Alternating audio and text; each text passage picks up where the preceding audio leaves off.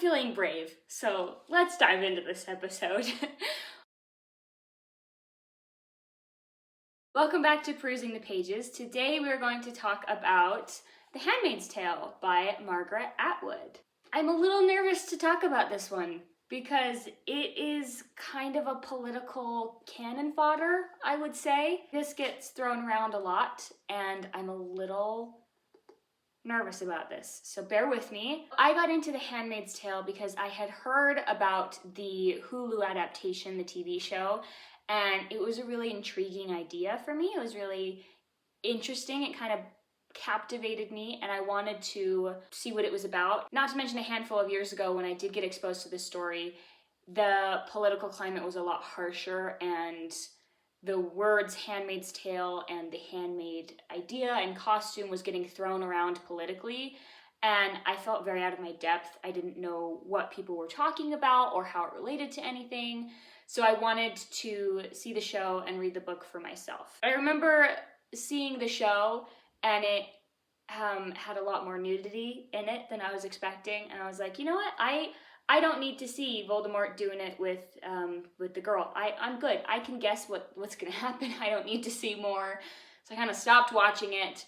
And then I picked up the book because I realized that just watching this show, this adaptation, is not enough. I found I really, really enjoyed it. It is really dark. It's very heavy, but I was interested because these are things that happen in our real life, right? These ideas and the lessons that you learn in this book, they can happen or have happened in real life. The author Margaret Atwood wrote The Handmaid's Tale in 1985 while she lived in West Berlin. She was living in the divided country of Germany at the time, and so everything that she saw around her really, really impacted what she wrote in the book. She saw empires rising and falling. She saw things that once were but no longer are in the span of just a lifetime. She was born in 1939 and she grew up with the fallout of World War II and really saw the harsh realities that surrounded her. And that really took shape in her book. As I mentioned, there is a Hulu adaptation that came out in 2017. I believe it has 7 seasons. I think I watched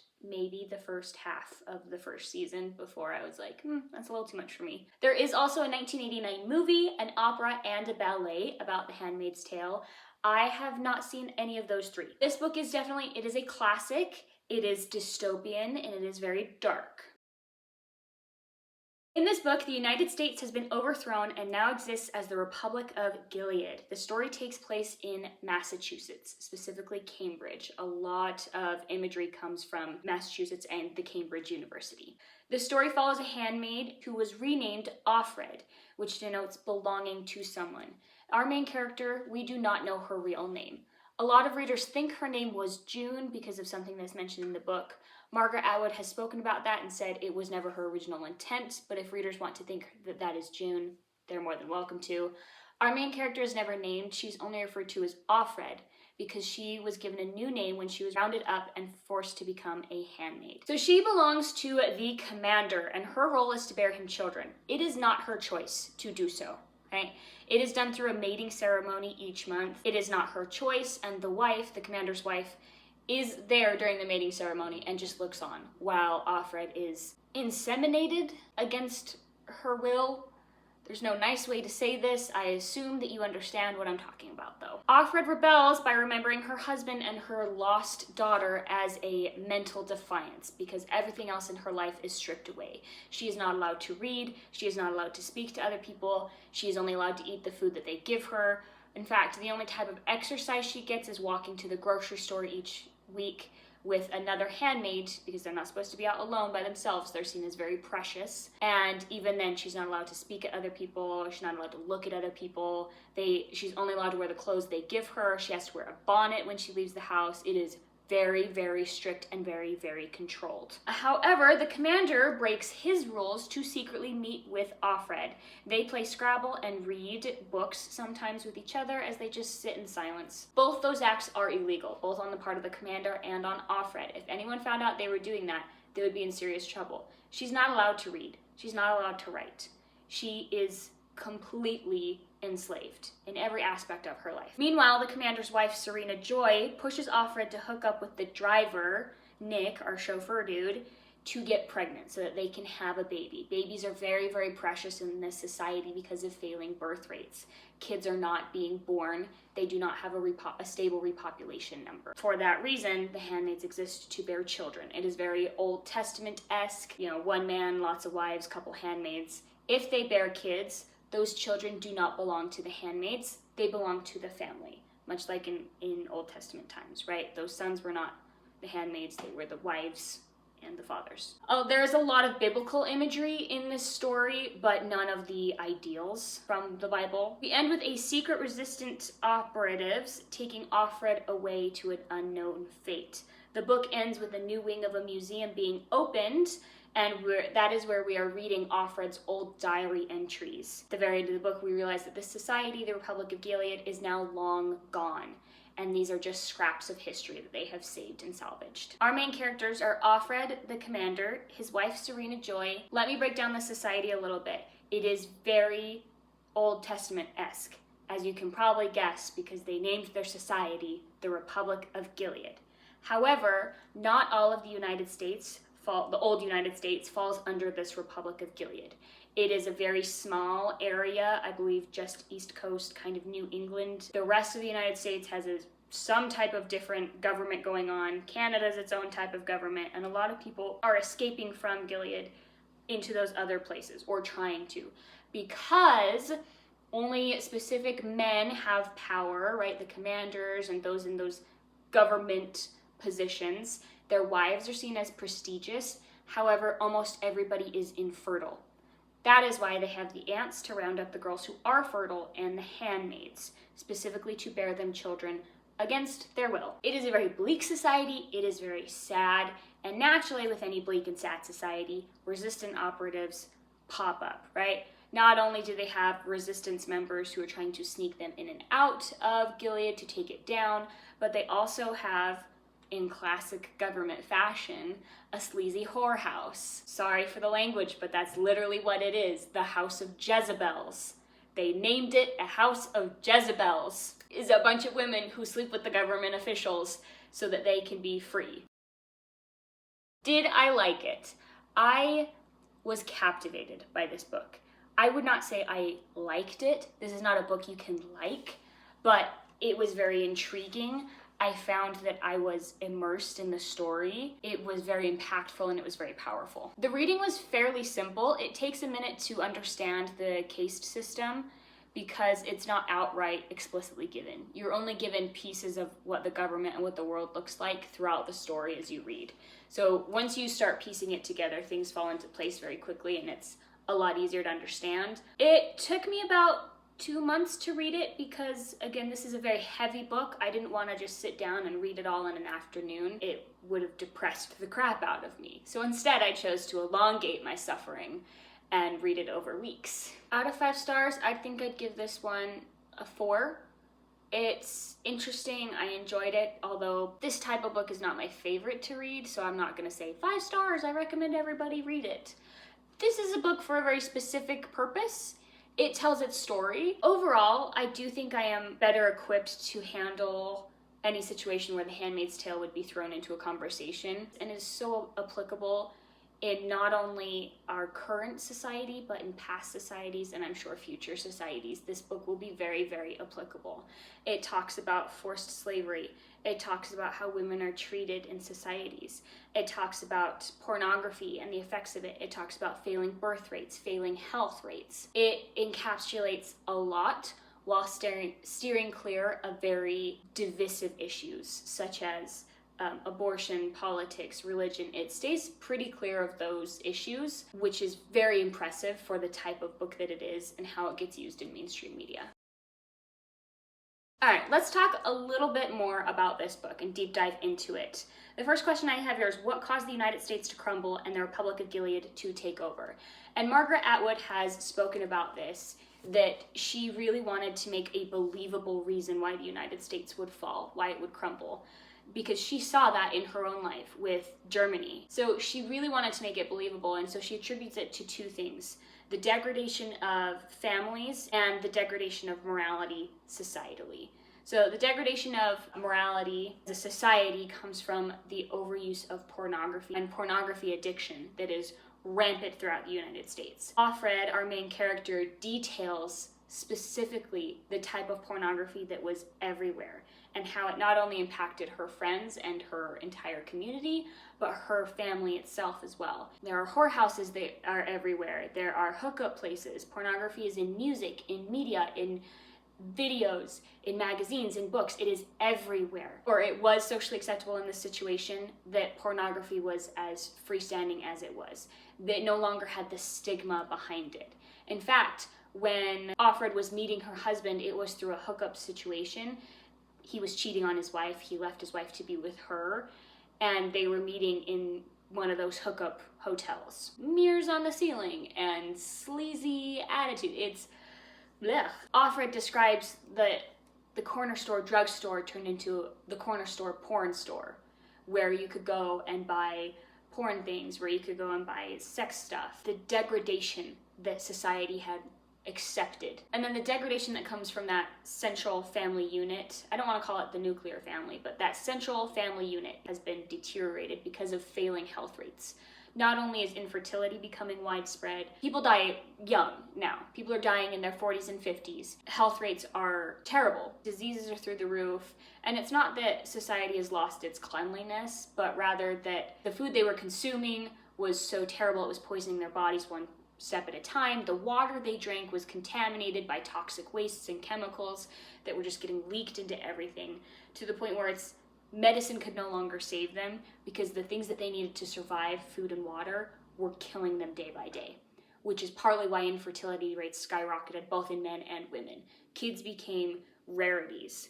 Public schools that used to house hundreds and hundreds of kids at once held dozens. And it's very, very sad to read about. But that is how the United States in this story falls apart and starts to crumble, because people no longer could agree on anything because their entire society had torn apart and torn to shreds. And so when the Republic of Gilead steps in with its very biblical standards saying, no, you have to meet this criteria, the society kind of just accepted it because they'd had no idea what true leadership should look like. The next question I wanted to tackle is this book political and or religious? And I'm going to take a hard stance here and say no. Margaret Atwood herself has commented on this. Is this book religious? She takes religious themes. It is not meant as a religious commentary. It is not meant to specifically speak about the goods or bads of religion, rather how people can take religion and distort it to further their own personal agendas, which is a huge thing that happens today in our society. People can say whatever they want and back it up behind the Bible. People can say whatever they want, do whatever they want, and back it up behind the Quran. Doesn't matter what it is, people will take religion and distort it to fit their own reality. They take away God from all of it, which is exactly what happens in this book. They take God out of the equation and only keep the religious ideals, specifically the Old Testament, because they never mention Jesus once. They never mention New Testament or the apostles, the disciples. None of it. It is all Old Testament stuff, back when things were crazy under the law of Moses. So it is also not political. Margaret Atwood did not write a book as a political commentary against one specific government. Keep in mind, when she wrote this, she was in West Berlin. She was seeing the degradation of government and how it falls apart in the wrong hands firsthand. This was not written as a political commentary against the United States. This was not written as a political commentary against Germany. It was not written as a political commentary against Russia or the Soviet Union or the USSR. Nothing. It was simply a political commentary about any type of government and how it can be corrupted very easily by corrupt people. Could this happen in real life? I think it would take a lot to happen for this book to happen in real life. A lot of freedoms being revoked slowly over time, but it could absolutely happen. The type of slavery that those handmaids are in this story is a type of slavery that exists today in this world. There are women who are enslaved. There are women who cannot dress the way they want in public, who cannot speak in public, who cannot look at other people in public. There are women who have no freedoms in this world, and they are enslaved by people in power, exactly like the handmaids. And that is devastating to think that that is a reality, and yet that is not what this book is spoken about, and that is not how it is portrayed in the media. This media is used as cannon fodder, and this is my next question. This book is used as cannon fodder to talk about abortion and to talk about government, and yet the people who could relate to this most don't even have access to read it. The women who live a life so closely to these handmaids would be killed if they were reading in public. Women dress up like handmaids and go protest, and they miss the point so fully. This book, not once does it talk about abortion. Not once does it mention having an abortion, terminating a pregnancy, nothing. If anything, it talks about keeping pregnancies, keeping babies alive, because they have no children in their society. It is not a discussion about when life begins, and yet that is all people remember of this story. And I think that that is a farce. It is simply a shield for them to hide behind their ignorance. When people use this book and this story and throw it out for a topic about abortion, I immediately cannot respect anything that they say after that. That proves to me that they haven't read the book. This book is about the corruption of governments and how people, masses, can be controlled. People can interpret the story how they will. Everybody is free to do so. But to simplify this story down to simply those futile topics is insane. That's part of the reason why now I cannot go back and watch the rest of that Hulu adaptation, because I know with who is in charge of making it and just the few headlines I've seen about the story, it's not accurate and it's not a fair representation of the book. They have turned it into something more political for the United States current society so that they can get brownie points and clapping points, and people will go and watch it because it agrees and affirms their own opinions. But good literature is not meant to affirm your own opinions. Good literature is meant to challenge where you stand on every single point. It's meant to challenge you so that you're smarter for it, so that you're better prepared to defend whatever stance that you choose to take. The Handmaid's Tale, a story of rebellion and personal freedom and choice, is getting boiled down to simply having sex and whether to keep a baby or not. That's heartbreaking. I think it does the characters an injustice, and Margaret Atwood has spoken about it. She's mentioned that this is not a feminist book, it's not a religious book, but if you interpret that book as it is, then that is your personal freedom and liberty to do so. And I stand behind her in her mentions about that, though it breaks my heart that this book is used as simply a talking point to get a brownie point, to get a leg up on people. And the fact that women would openly parade around in handmaids' costumes when they have no idea what it is like to have your personal liberties taken away, when there are women who are enslaved, who are married off at 12 years old, upsets me so much. And I cannot believe that that is what people take from this book. Heartbreaking. A beautiful, beautiful read. If you want to be challenged on some of your stances, read this book. It's not happy. It will make you feel terrible things. You will be exposed to some dark realities of the world, but it is wonderful to be able to stand behind your beliefs and know why you stand behind them. Sorry, I know I got a little emotional there. I care very deeply about some of these topics. Overall, this is a good book. I recommend. I can see why it is a classic. Unfortunately, I don't think a lot of people have read this book or understand this book at all. And I'm not saying I do perfectly, but I am saying it has challenged some of my stances, and I now stand firmer in others. If you liked what I had to say about this, please leave me a like, leave me a comment. Do you agree with me? Do you disagree with me? Did you get something else from this book? How did you interpret it? What do you think Offred's life looked like after being quote-unquote rescued? Do you think that this is a type of society that we could become subject to in our day and age? How do you think it reflects on current societies and current governments that are actively doing this with their own women? Let me know. If you've seen the opera or ballet of this story, please let me know. I am really curious if anyone actually has seen those, and I would love to get your take on it. If you agree or disagree, please let me know. I'm open to any and all conversations here. Please make sure you're subscribed, because why wouldn't you be subscribed? I am so cool, and I talk about such happy things. I love sharing my love of literature, and I would love if you were along for that journey. In the meantime, I just want to say thank you for watching.